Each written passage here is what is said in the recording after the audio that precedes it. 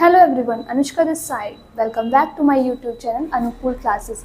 Guys, आज मैं आप लोगों को जो सब्जेक्ट पढ़ाने जा रही हूँ दैट इज स्टैटिस्टिक्स, और जो टॉपिक है दैट इज कोरिलेशन। ये topic MBA first semester, BCom honours, BBA first semester, इन सभी के लिए इम्पॉर्टेंट है। तो हम लोग स्टार्ट करते हैं।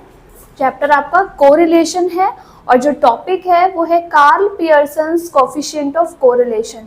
ये टॉपिक बहुत इम्पॉर्टेंट है, इस पर क्वेश्चंस जरूर आते हैं एग्जाम में। अब ये जो कोफिशिएंट ऑफ कोरिलेशन है, इसको जो हम डिनोट करते हैं वो R से करते हैं, स्मॉल में R। अब हम सीखेंगे किस किस तरह से हम ये R मतलब कोफिशिएंट ऑफ कोरिलेशन कैलकुलेट करेंगे। तो इसका फॉर्मूला मैं बताती हूँ आप लोगों को।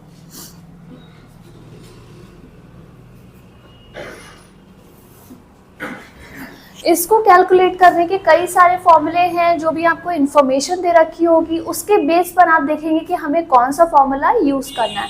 तो जो फर्स्ट फॉर्मूला है that is SD based. SD का मतलब होता है standard deviation. So first is standard deviation based.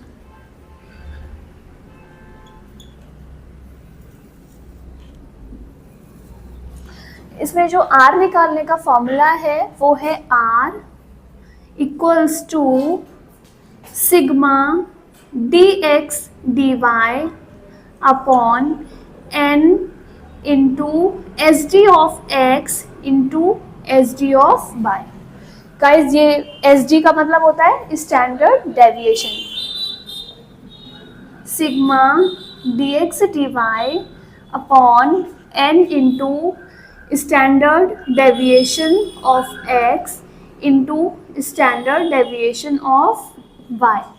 ये दोनों सेम है, बस ये जो मैंने साइन यूज किया है SD का, उसको मैंने लिख दिया है। SD का मतलब होता है स्टैंडर्ड डेविएशन।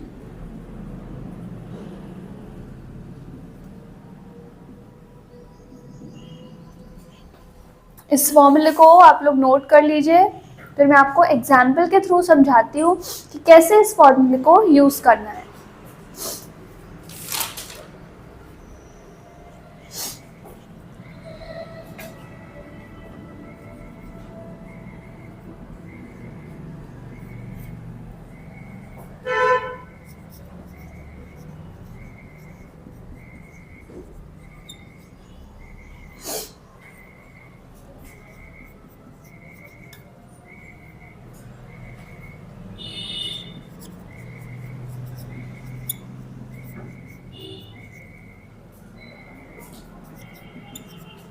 ये हमारा फर्स्ट एग्जाम्पल है।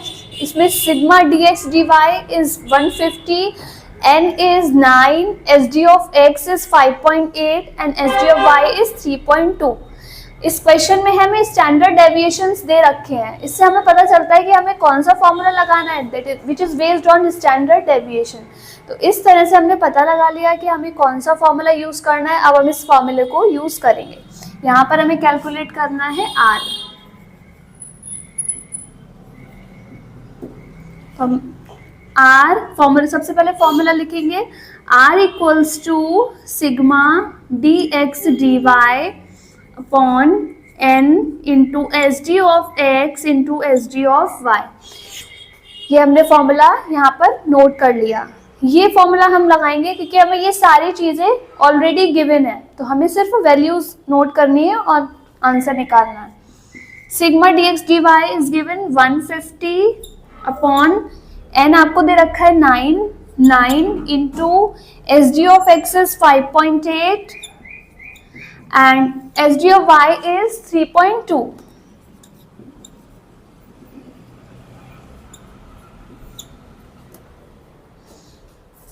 इसको हम कैलकुलेट करेंगे। 9 into 5.8 into 3.2 167.04। Now we will divide 150 by 167.04। Answer is 0.898। Answer is 0.898। आप लोग एक बात याद रखिएगा, ये जो R आएगा इसका जो आंसर होगा it will be less than 1 always.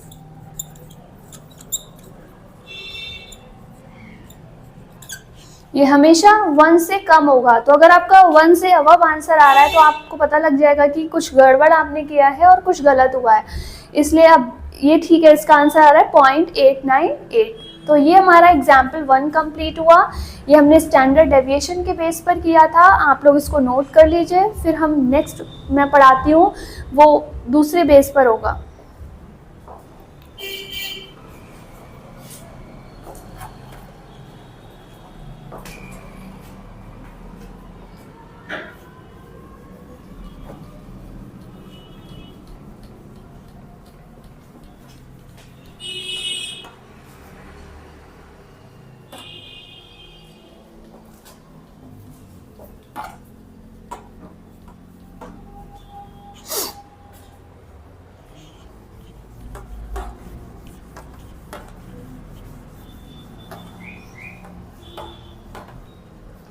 First हमारा था स्टैंडर्ड डेविएशन पर बेस्ड, अब हमारा होगा कोवेरिएंस बेस्ड। सेकंड हमारा है कोवेरिएंस बेस्ड।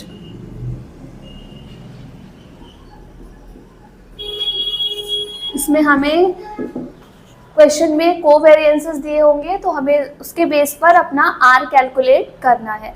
सबसे पहले हम इसका फॉर्मूला नोट करते हैं।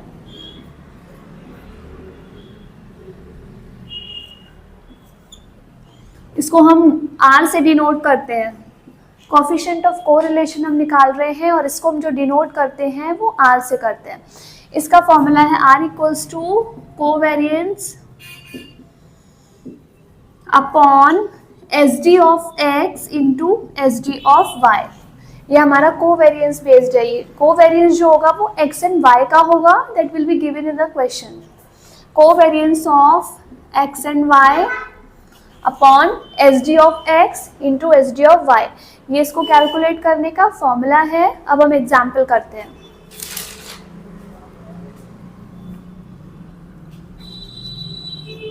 आप लोग इसको नोट कर लीजिए।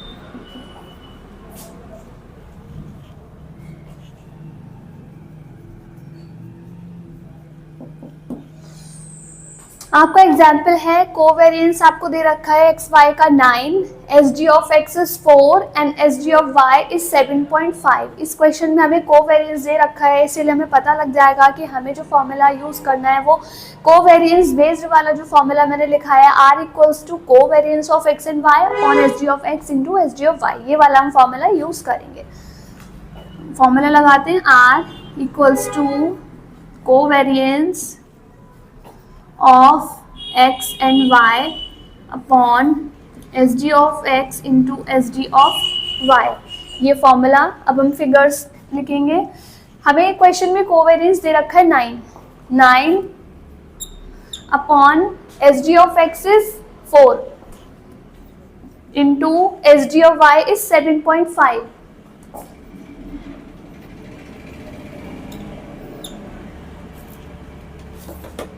Nine into 4 into 7.5 30। तो 9 अपॉन 30 इसको हम सॉल्व करेंगे 0.3। गाइस आप लोग देखिए इसका आंसर है 0.3। तो ये भी हमारा लेस देन 1 है। R का आंसर हमेशा 1 से कम ही आएगा। ये हमारा हो गया कोवेरिएंस बेस्ड।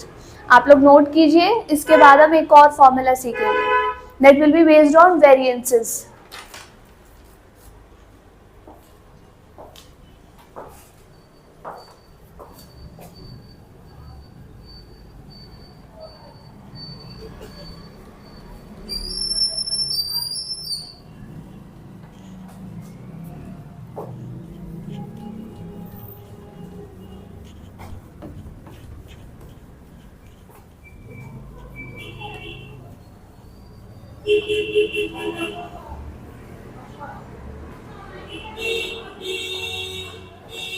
अब हमारा है वेरिएंस बेस्ड फॉर्मूला, ये है फॉर्मूला नंबर 3।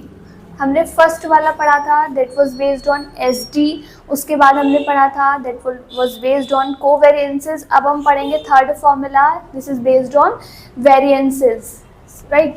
इसका जो फॉर्मूला है वो है covariance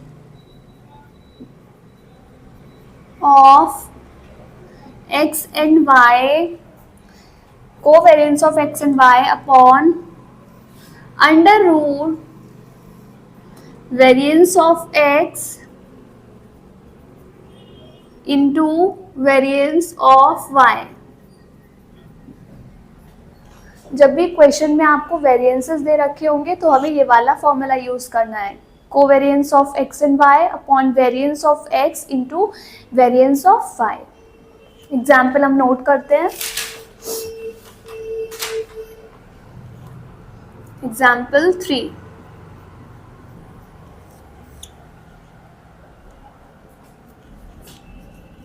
covariance of x and y is 12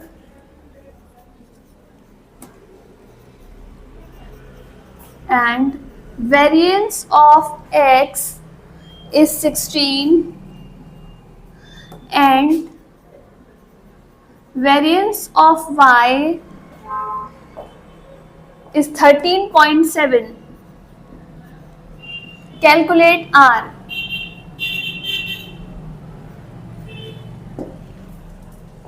इस क्वेश्चन में हमें वेरिएंस दे रखे हैं x एंड y के, इसलिए हम फॉर्मूला यूज करेंगे ये वाला that is based on variances.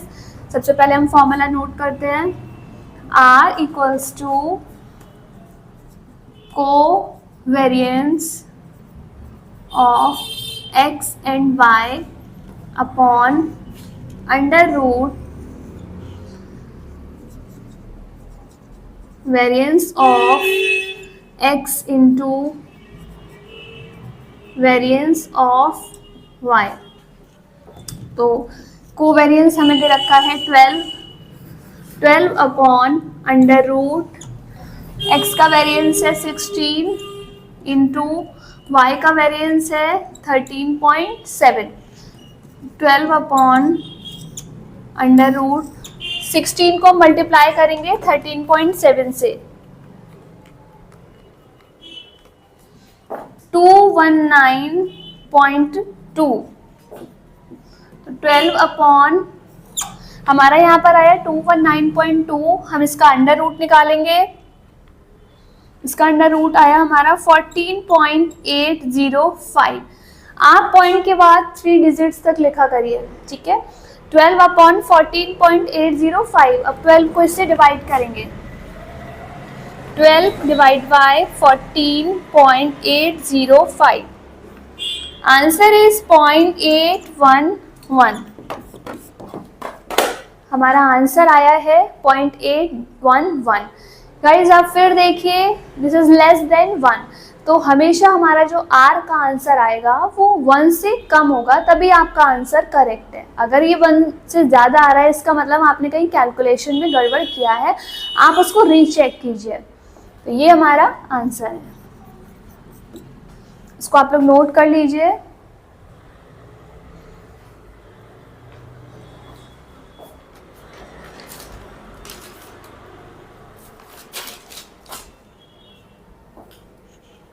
हमने अभी तक जो भी पढ़ा मैं उसको एक बार फिर से रिवाइज करवाऊंगी। 3 फॉर्मूले हमने सीखे, वो मैं आपको भी नोट करती हूँ, समझाती हूँ, रिवीजन करवाती हूँ मैं आपका।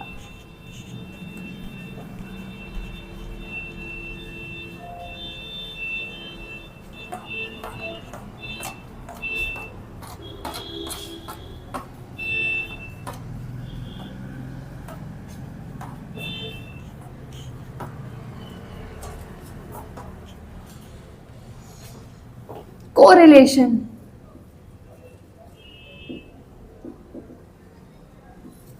ये हम कोरिलेशन सीख रहे हैं, Karl Pearson's coefficient of correlation, इसको हम डिनोट करते हैं आर से। हमने इसमें अभी 3 फॉर्मूले सीखे।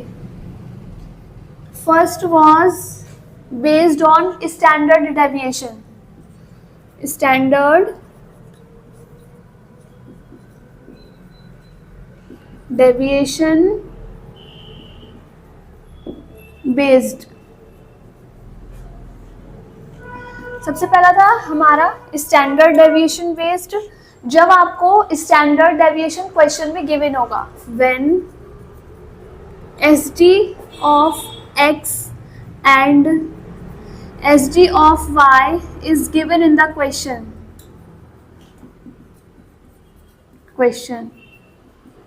ठीक है। जब हमने देखा कि हमें एस डी दे रखे हैं तो हम कौन सा फॉर्मूला यूज करेंगे, R equals to sigma D X D Y upon N into S D of X into S D of Y, ये वाला फॉर्मूला हम यूज करेंगे। इसका एक एग्जाम्पल मैं आपको करवा चुकी हूँ। अब सेकेंड फॉर्मूला,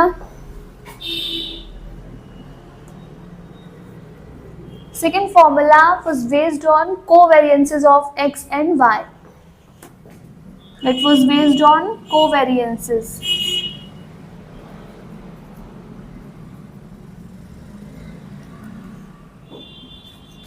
ये हम कब यूज करेंगे, जब हमें covariances given होंगे, when covariances are given in the question.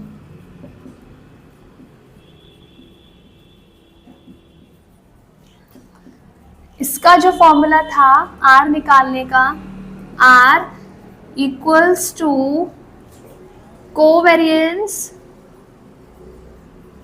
Upon S D of X into S D of Y, इसका ये फॉर्मूला था। इसकी हेल्प से हमने एग्जाम्पल नंबर 2 किया था, इसकी हेल्प से हमने किया था एग्जाम्पल नंबर 1 एंड इसकी हेल्प से हमने सॉल्व किया था एग्जाम्पल नंबर 2। इसके बाद जो था हमारा एक और फॉर्मूला था थर्ड नंबर का, that was based on the variances of 2 figures.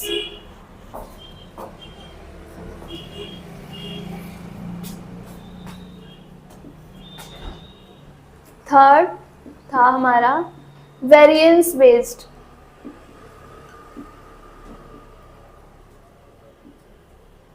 ये फॉर्मूला हम कब यूज करेंगे, जब हमें क्वेश्चन में वेरिएंसेस दे रखे होंगे।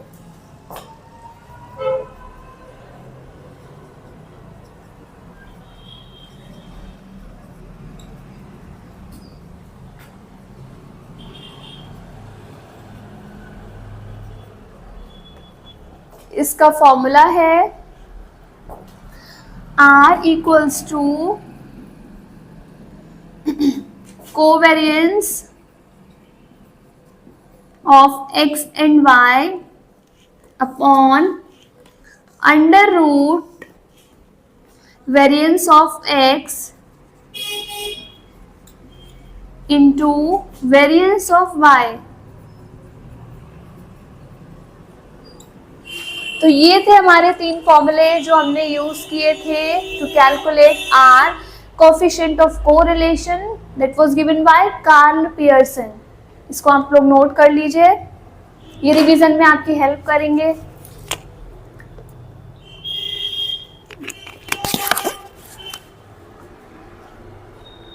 इसकी हेल्प से हमने किया था एग्जाम्पल नंबर 3।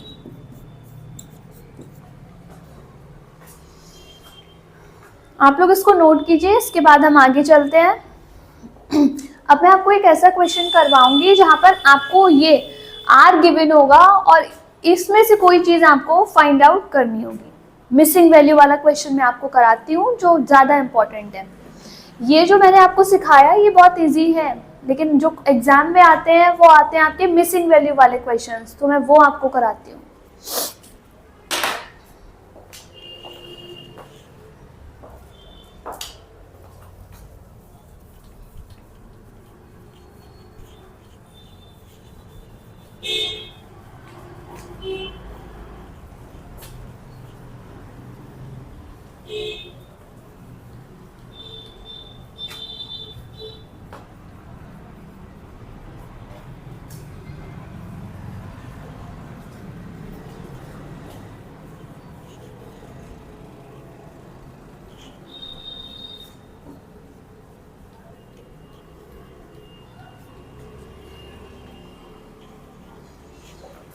आप लोग मेरे साथ ही क्वेश्चन नोट कीजिएगा।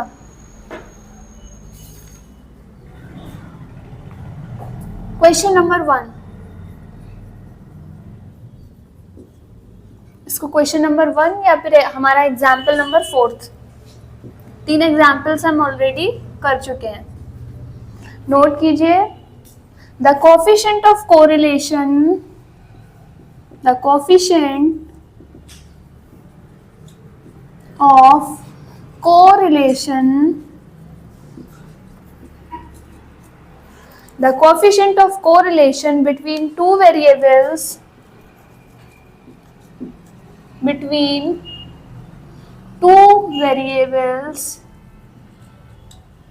x and y is 8. The coefficient of correlation between two variables x and y is 0.8. This is 0.8 क्योंकि ये 1 से बड़ा नहीं होगा, ये हमारा 0.8 है। and their covariance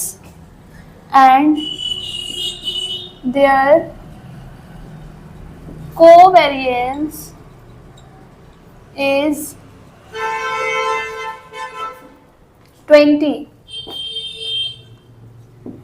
क्वेश्चन में हमें r दे रखा है 0.8 और उनका कोवेरियंस दे रखा है 20। इफ द वेरिएंस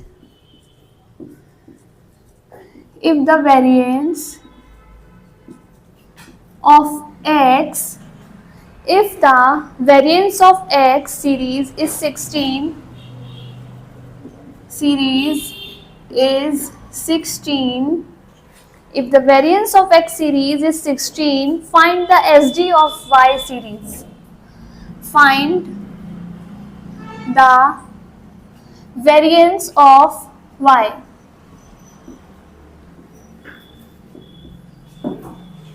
Guys, हमारा ये क्वेश्चन है, the coefficient of correlation between two variables x and y is 0.8। तो हमें r ऑलरेडी गिवन है, r is 0.8, right?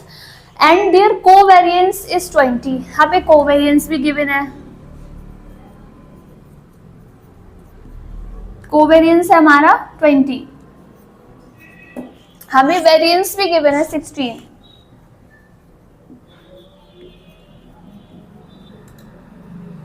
और हमें क्या कैलकुलेट करना है, variance of y।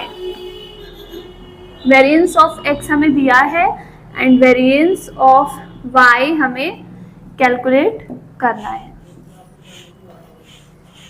r given है, हमें कोवेरियंस गिवन है, x का वेरिएंस गिवन है एंड y का वेरिएंस हमें निकालना है। गाइस, ये कौन सा फॉर्मूला ऐसा था जिसमें कि ये सारी चीजें आ रही थी? जो हमारा फर्स्ट फॉर्मूला था SD बेस्ड वाला, उसके लिए हमें SD पता होने चाहिए। यहाँ पर कहीं भी आपको SD नहीं दे रखा है, इसका मतलब वो फॉर्मूला यूज नहीं होगा। सेकेंड फॉर्मूला था हमारा कोवेरियंस बेस्ड, उसका फॉर्मूला था R equals to covariance upon SD of x into SD of y। उस फॉर्मूले के लिए भी हमें SD पता होना चाहिए था, जो कि हमें नहीं पता है।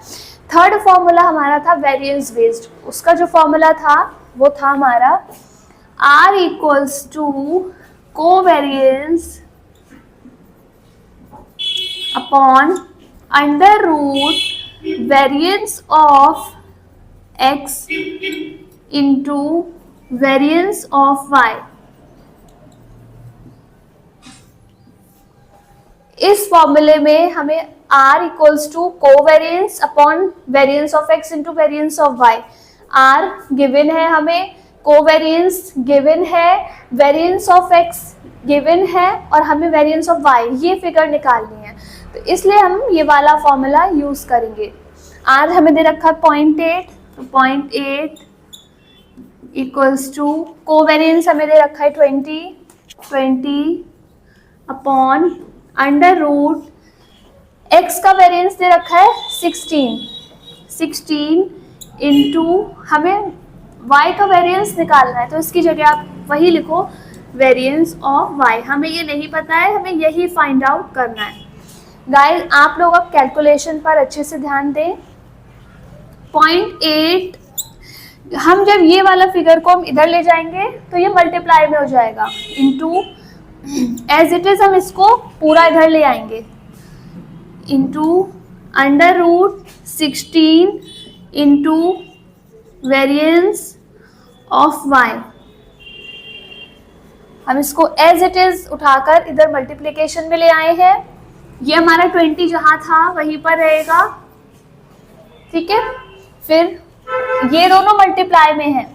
अब हम जब इसको इधर ले जाएंगे तो ये डिवाइड में हो जाएगा। 0.8 को हम इधर ले जाएंगे तो ये एज इट इज रहेगा, under root 16 into variance of y equals to 20 जहाँ पर था वहीं रहेगा। ये 0.8 इधर मल्टीप्लिकेशन में है तो ये यहाँ डिवाइड में हो जाएगा 0.8। इसको ऐसे ही लिखेंगे 16 into variance of y equals to,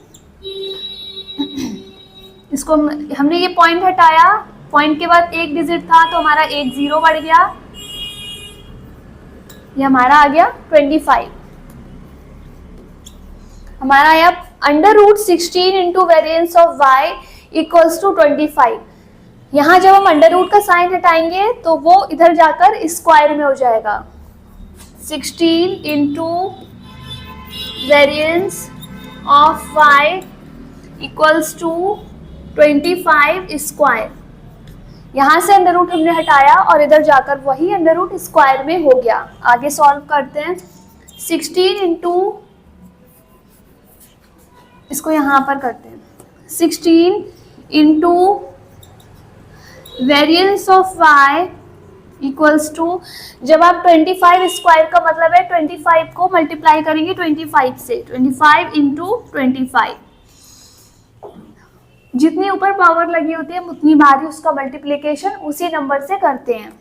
तो 16 इंटू, ये ऐसे ही लिखते जाएंगे, 16 into variance of y equals to 25 into 25 आप करोगे तो 625 आएगा। अब आप ये फिर मल्टीप्लिकेशन में है, जब भी इधर मल्टीप्लिकेशन में होता है तो इधर जाकर वो डिवीजन में चला जाता है। Variance of y equals to 625 divide by 16, 625 divide by 16, 39.063। हमेशा पॉइंट के बाद 3 डिजिट्स तक आंसर लेंगे। ये हमारा आंसर है। वेरिएंस ऑफ y उन्होंने पूछा था तो हमारा आ गया वेरिएंस ऑफ y इज 39.063। ये क्वेश्चन इंपॉर्टेंट है, इसको आप अपने आप से करके देखिएगा। इसमें हमें r ऑलरेडी गिवन था और हमें जो था ये निकालना था वेरिएंस ऑफ y। तो ये मैंने आपको आज 3 फॉर्मूले सिखाए कि कैसे करके हम अपना कार्ल पियर्सन्स का कोफिशिएंट ऑफ कोरिलेशन निकालते हैं। इनको आप रिवाइज करिएगा। इससे अगले वाली क्लास में मैं इसी को आर को कैसे निकालते हैं जब आपको ये सारी चीज़ें नहीं दे रखी होंगी, ना आपको एसजी दिया है, ना आपको वेरिएंस क्वेश्चन में दिया है, ना को वेरिएंस दे रखा है, कुछ भी नहीं दे रखा है, तो आप कैसे करके आप आर निकालेंगे ये मैं आपको नेक्स्ट क्लास में सिखाऊंगी। So guys, class is over now. Thank you.